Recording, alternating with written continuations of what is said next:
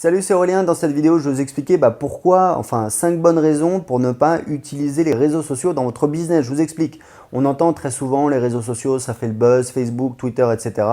Et il y a beaucoup de gens qui veulent lancer un business et qui disent voilà, les réseaux sociaux, il y a énormément de monde. Voilà, j'ai envie d'en croquer, j'ai envie de l'utiliser pour développer mon business. En fait, moi je vous explique. Alors déjà pour vous expliquer, pour savoir qui vous parle et est-ce que je suis compétent. Moi, j'ai un petit blog inconnu, moche, sur comment apprendre l'anglais qui rapporte plus de 3 000 € par mois. J'ai également un business de web marketing où je propose des formations pour aider les gens à créer leur business sur Internet. Je fais ça depuis 2010. Aujourd'hui, on fait entre 30 et 40 000 € de chiffre d'affaires par mois. Donc, voilà, j'ai des résultats. Après, vous prenez pas. Mais première chose, pour vous expliquer, c'est que première chose, votre compte, il ne vous appartient pas. C'est-à-dire que votre compte Twitter, votre compte Facebook, vous croyez qu'il vous appartient. En fait, il ne vous appartient pas du tout. C'est-à-dire que du jour au lendemain, Facebook, Twitter peut fermer votre compte et ciao, ciao ma poule, t'as plus que tes yeux pour pleurer parce qu'il y a un Indien à l'autre bout du monde qui a décidé qu'il allait fermer ton compte, etc. Et là, accrochez-vous pour contacter quelqu'un, pour réouvrir votre compte. C'est très compliqué. Il faut savoir que ça, c'est ce qu'on appelle en business un single point of failure. C'est-à-dire c'est un truc qui peut vous flinguer votre business. Si vous êtes dépendant d'un truc comme ça dans votre business, vous êtes à la merci d'un espèce de raz-de-marée, d'un tsunami qui va vous mettre par terre, qui va vous casser les guibolles. Donc évidemment sur Internet, on a des systèmes, etc.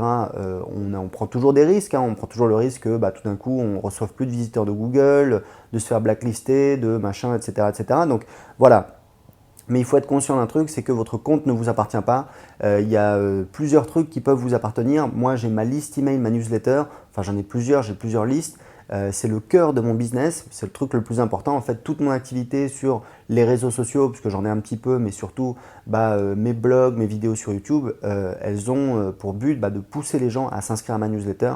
Et ensuite, je vais rentabiliser ma newsletter et j'ai plusieurs stratégies pour ça. Donc ma newsletter, elle est sur mon autorépondeur, donc là, elle m'appartient, d'accord, je paye pour ça. Mon site internet, il m'appartient également, puisque voilà, c'est mon nom de domaine, c'est mon hébergement, c'est mon site internet, donc je sais que personne ne va me l'enlever, donc ça déjà c'est pas mal. Mais encore une fois, sur les réseaux sociaux, votre compte ne vous appartient pas.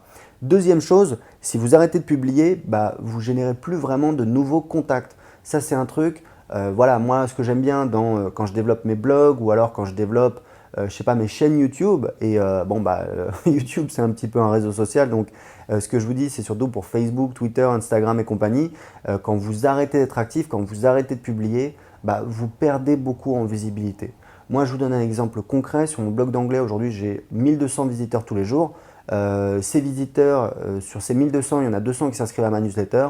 Et sur ces 200 personnes qui s'inscrivent à ma newsletter, en moyenne, sur les 4 premières semaines, je vais gagner 50 centimes pour chaque visiteur. Donc ça veut dire qu'en moyenne, tous les jours, avec ces 200 nouveaux inscrits, je fais 100 € de vente lors des 4 premières semaines de leur inscription. Et après, on continue à envoyer des promotions, etc. etc. Donc ce que je veux dire, c'est que si j'arrête de publier, alors j'investis, je continue, j'ai un rédacteur, je publie les articles, j'essaie de développer le trafic, etc. Mais aujourd'hui, demain, si je me fais écraser par un bus, le trafic va baisser un petit peu, mais pas beaucoup, et je vais continuer à faire des ventes en automatique. Donc, merci qui? Merci mes héritiers. Voilà, donc c'est un petit peu le problème sur Facebook, sur les réseaux sociaux. Si vous arrêtez de publier, vous perdez énormément en visibilité. Troisièmement, il y a un engagement qui est très faible.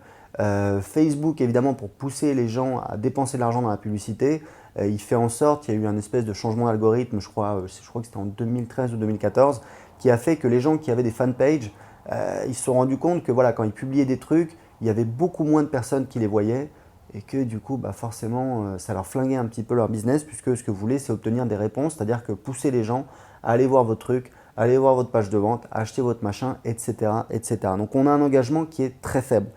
Quatrième chose, souvent, voilà, je pose la question aux gens, est-ce que vos clients sont sur les réseaux sociaux? Par exemple, sur Twitter. Twitter, il faut savoir qu'en France, qui est sur Twitter? C'est les politiques. Bon, ça c'est forcément, c'est pas, on se demande pourquoi, ils ont peut-être mieux à faire. Les journalistes, je sais pas moi, des profils un petit peu techos, etc., des people. Est-ce que vos clients, c'est-à-dire peut-être Madame Michu, Monsieur Simon, je sais pas, ils sont sur Twitter? Il faut se poser la question, regarder un petit peu les chiffres, combien il y a d'utilisateurs en France sur Twitter, je ne sais pas. Par contre, combien de gens qui font des recherches sur Google? Là, il y en a beaucoup, c'est tout le monde quasiment. Voilà. Donc, est-ce que vos clients sont sur les réseaux sociaux? Alors, cinquième raison, c'est très chronophage en fait. Ça prend beaucoup de temps. Moi, je vois les gens qui sont… Il y a des gens que je suis sur Twitter, ça me permet de faire un petit peu de veille concurrentielle. Donc voilà, de temps en temps, je vais jeter un œil et puis voilà, si un article qui m'intéresse, je le lis. Sinon, moi, tous mes profils, ça fonctionne en automatique ou alors c'est des membres de mes équipes qui publient. Mais quand je vois des experts voilà, qui passent leur journée à publier des photos, des machins, etc., je me dis mais c'est pas possible quoi, c'est tout le temps être voilà moi je l'ai fait, on l'a tous fait, c'est toujours plaisant, vous publiez une photo, vous avez des likes, des commentaires, etc. C'est super, mais voilà, vous êtes un petit peu prisonnier de ça, tout le temps un petit peu dans la recherche de voilà, créer, toujours apporter des choses nouvelles, mais il faut créer des choses nouvelles pour réussir sur Internet, il faut créer des choses, mais plutôt créer des choses qui vont fonctionner sur vous, c'est-à-dire qui vont fonctionner sans vous, pardon. Donc créer des articles, créer des vidéos, créer des pages de capture, créer des pages de vente, créer des produits, créer des séquences d'email marketing, etc. Mais des choses qui vont rester, qui vont être là tout le temps. Là, on est toujours dans produire. Pourquoi? Pour créer un mini buzz sur Facebook, sur Twitter. Voilà, regardez, j'ai fait des steaks à la maison. Bref, enfin, bon, tout le monde s'en fout. Et surtout, un truc, moi je vais vous dire un truc, parce qu'au début, quand j'ai lancé mon blog en 2010, je voyais qu'il y avait des gens qui me suivaient, qui me commentaient. Après, j'ai commencé à vendre des produits et je me souviens très bien que j'ai remarqué un truc surprenant, c'est qu'en fait, les gens qui étaient clients chez moi, bah, ce n'étaient pas forcément les meilleurs commentateurs. D'accord? Donc, c'est des populations différentes. Donc, c'est important de comprendre ça. Donc, les gens qui vous suivent sur Twitter, sur Facebook, voilà, parce que c'est cool, etc., ce n'est pas forcément vos clients. Donc, ça, c'est un truc qu'il faut comprendre. Alors une sixième raison, mais ça c'est cadeau, parce que voilà, j'y ai pensé comme ça en faisant cette vidéo. En fait, moi j'ai fait un truc que, à ma connaissance, très peu de personnes, voire personne a fait comme expérience. En fait, ce que j'ai fait, c'est que j'avais une séquence de vente par email. Donc en fait, vous vous inscrivez à une liste et automatiquement pendant 2 semaines, vous recevez des emails de relance. D'accord? Donc j'avais cette séquence parce que je faisais de la publicité sur Facebook.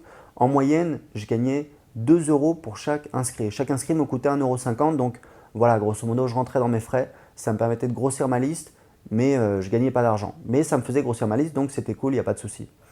Je me suis dit, bah, et si j'essayais de mettre cette séquence sur mes blogs, on va voir ce que ça va donner. Et en fait, c'est ce que j'ai fait. J'ai mis cette séquence, je l'ai câblée sur mes blogs, c'est-à-dire que sur mes blogs, quand les gens s'inscrivaient, bah, ils recevaient ces emails de vente en automatique et nous, après, on pouvait calculer bah, combien on avait gagné en moyenne pour chaque nouvel inscrit. Donc, j'ai fait ça pour mes blogs, j'ai fait ça pour mes vidéos YouTube et je vais vous dire un truc, grosse surprise, on gagnait 2 fois plus qu'avec les gens qui venaient de Facebook, on gagnait 4 euros pour chaque inscrit. Pourquoi? En fait, j'ai compris, c'est parce que le trafic qui est en plus gratuit, qui vient bon alors en l'occurrence c'est du trafic payant, donc c'est pas un bon exemple, mais le trafic qui vient des blogs, des vidéos sur YouTube, etc., c'est des gens qui sont en train de surfer ou alors qui sont en train de faire des recherches sur Google. On a toujours des gens qui recherchent, en moyenne, c'est des gens qui sont plus qualifiés. Pourquoi? Parce qu'ils sont à la recherche de solutions. Ils sont dans une quête, il y a un truc qui les titille.